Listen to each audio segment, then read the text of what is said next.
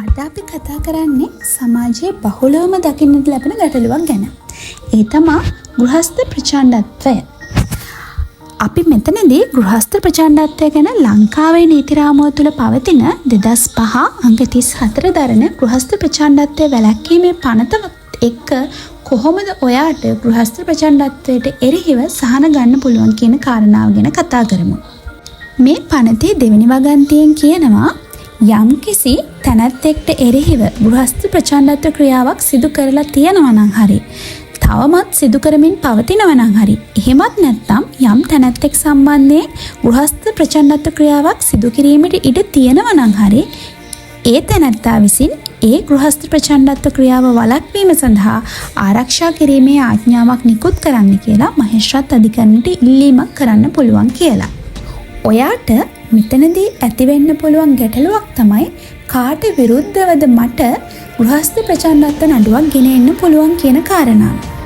ගෘහස්ත ප්‍රචණ්ඩත්ව පනතේ 23 වගන්තියෙන් කියනවා තමන්ගේ කලත්‍රයාට එරෙහිව. එහෙම නැත්නම් වෙන්වීමට කලින් හිටපු කලත්‍රයාට එරෙහිව.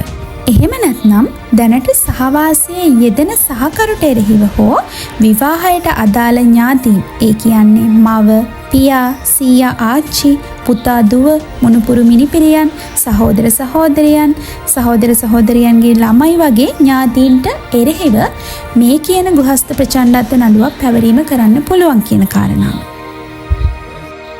ඔයාට යම් පහර දීමක්, සාපරාධී බිය ගැන්වීමක්, ඝාතනය කිරීම සඳහා උත්සාහ කිරීමක්, ලිංගික අතවර කිරීමක්, ස්ත්‍රී දූෂණයක්, උද්වේගකර බැනවැදීමක්, තුවාල කිරීමක් වගේ අවස්ථාවන්ට මුහුණ පානවා නම් ඔයාට පුළුවන් මේ පනත යටතේ ඔයාව ඒ පීඩනයට ලක් කරපු කෙනාට එරෙහිව සහනයක් ඉල්ලා සිටින්න. දැන් අපි බලමු කොහොමද ගෘහස්ත ප්‍රචණ්ඩත්ව නඩුවක් ගරු මහේස්ත්‍රාත් අධිකරණයට ඉදිරිපත් කරන්න කියලා. පනතේ 2 වගන්තියට අනුව ඔයාගේ ඉල්ලීම මහේස්ත්‍රාත් අධිකරණයට ඉදිරිපත් කරන්න ඕන පෙත්සමක් හා දියුරුම් පෙත්සමක් මගින්. ඒ කියන්නේ ඔයාගේ නීතිඥවරයා පෙත්සම හරහා මේ කියන පෙත්සම හා දියුරුම් පෙත්සම මගින් ගරු අධිකරණයට ගෘහස්ත ප්‍රචණ්ඩත්වය සම්බන්ධ ඉල්ලීමක් කරන්න පුළුවන් කාටද කියන ගැටලුව ඔයාට මතුවෙනවා ඇති. මෙතනදී පීඩාවට පත්වෙච්ච තැනැත්තාට ඒ කාර්යය කරන්න පුළුවන්. හැබැයි පීඩාවට පත්වෙච්ච තැනැත්තා බාලවයස්කාරයෙක් කියලා අපි හිතමු. ඒ වගේ වෙලාවක ඒ බාලවයස්කාර දරුවාගේ මව්පියන් හෝ බාරකරුට අදාළ ඉල්ලීම කරන්න පුළුවන්. එහෙම නැත්නම් බාලවයස්කරු පදිංචි ස්ථානයේ වෙසෙන වෙනත් පුද්ගලයෙක්ට පුළුවන්.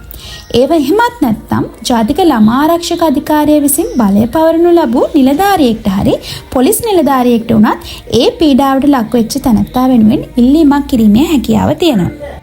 මේ විදිහට යම් තැනැත්තෙකුට ගෘහස්ත ප්‍රචණ්ඩත්වයක් සිදු වෙනවා කියලා මහේස්ත්‍රාත් අධිකරණයට පෙත්සමක් හරි දියුරුම් පෙත්සමක් මගින් ඉදිරිපත් කිරීමක් වුණොත් අදාළ මහේස්ත්‍රාත් අධිකරණය ඒ සම්බන්ධව වහාම කරුණු සලකා බැලීම සිදු කරනවා. මේ විදිහට යම් තැනැත්තෙකුට ගෘහස්ත ප්‍රචණ්ඩත්වයක් සිදු වෙනවා කියලා මහේස්ත්‍රාත් අධිකරණයට පෙත්සමක් හා දියුරුම් පෙත්සමක් ඉදිරිපත් වුණොත් අදාළ මහේස්ත්‍රාත් අධිකරණය ඒ සම්බන්ධව වහාම කරුණු සලකා බැලීම සිදු කරනවා. මෙතනදී අවශ්‍ය නම් අදාළ පාර්ශ්වයන් වෙත ආරක්ෂක ආඥාවක් නිකුත් කිරීමට මහේස්ත්‍රාත් අධිකරණයට බලය ලබා දීලා තියෙනවා. ඔයාට මතුවෙන ගැටලුවක් තමයි ආරක්ෂක ආඥාවක් කියන්නේ මොකක්ද? කොහොමද මේ ආරක්ෂක ආඥාව නිකුත් කරන්න කියන කාරණාව. මේ සම්බන්ධයෙන් පනත 11 වන වගන්තියේ කරුණු දක්වනවා. ඒ අනුව පීඩාවට පත් තැනැත්තාගේ වාසස්ථානයට හෝ ඉන් කොටසකට ඇතුල් වීම වළක්වන්න. එහෙම නැත්නම් පීඩාවට පත් තැනැත්තාගේ සේවා ස්ථානයට ඇතුල් වීම හෝ පාසලට ඇතුල් වීම වළක්වන්න. ඒ වගේම පීඩාවට පත් තැනැත්තාගේ තාවකාලිකව නැවතී සිටින යම් ස්ථානයකට ඇතුල් වීම වළක්වන්න වගේම හවුලේ වාසය කරන නිවසක් නම් ඒ නිවසේ පදිංචිව සිටීමක් සිදු කරනවා නම් එයට ඇතුල් වීම වැළැක්වීමටත් ආරක්ෂක ආඥාවක් නිකුත් කරන්න පුළුවන්. ඒ වගේම තමයි පීඩාවට පත් තැනැත්තාගේ ළමයෙකු සමග සම්බන්ධතා පැවැත්වීම වළක්වීම, පීඩාවට පත් තැනැත්තාගේ පීඩාවට පත් තැනැත්තා හවුලේ භුක්ති විඳින සම්පත් ප්‍රයෝජනයට ගැනීමෙන් හෝ ඒ සම්පත් වලට ප්‍රවේශ වීම වැළැක්වීම, කවර හෝ ආකාරයකින් පීඩාවට පත් තැනැත්තා සමග සම්බන්ධතාවන හෝ සමතතාවයක් ඇති කර ගැනීමට උත්සාහ කිරීමක් වැළැක්වීම. ඒ වගේම හිරිහැරයක් සිදුවන පරිදි පීඩාවට පත් තැනැත්තා පසුපස ගමන් කිරීම හරි පීඩාවට පත් තැනැත්තා අසරණ වෙන විදිහට වෛවාහක නිවස හරි පදිංචි ස්ථානය හරි වෙනත් කෙනෙක්ට විකිණීමක්, පැවරීමක්, අන්සතු කිරීමක් සිදු කරනවා නම් මේ කියන කාරණා සම්බන්ධයෙන් ආරක්ෂක ආඥාවක් නිකුත් කිරීමට මහේස්ත්‍රාත් අධිකරණයට බලය ලබා දීලා තියෙනවා. මේ කියන විදිහට ආරක්ෂක ආඥාවක් පැනෙවුවට පස්සේ ඒ දුන්න ආරක්ෂක ආඥාව වෙනස් කරන්න හරි අවලංගු කරන්න හරි ඕන නම් ඒ සම්බන්ධයෙන් දෙපාර්ශ්වය විසින් කරුණු දක්වලා ගරු මහේස්ත්‍රාත් අධිකරණයේ ඉදිරියේ කරුණු දැක්වීම හරහා ඒ කියන ආරක්ෂක ආඥාව වෙනස් කර ගැනීම හෝ අවලංගු කර ගැනීමේ හැකියාවක් තියෙනවා. මහේස්ත්‍රාත් අධිකරණයක් විසින් ගෘහස්ථ ප්‍රචණ්ඩත්වය සම්බන්ධයෙන් ලබා දුන්න තීන්දුවකින් යම්කිසි පාර්ශ්වයක් අතෘප්තියට පත් වෙනවා නම් මහේස්ත්‍රාත් අධිකරණයක් විසින් ගෘහස්ථ ප්‍රචණ්ඩත්වය සම්බන්ධයෙන් ලබා දුන්න තීන්දුවකින් යම්කිසි පාර්ශ්වයක් තෘප්තියට පත් වෙන්නේ නැත්නම් ඔයාට පුළුවන් ඒ සම්බන්ධයෙන් මහාධිකරණයට අභියාචනයක් ඉදිරිපත් කරන්න.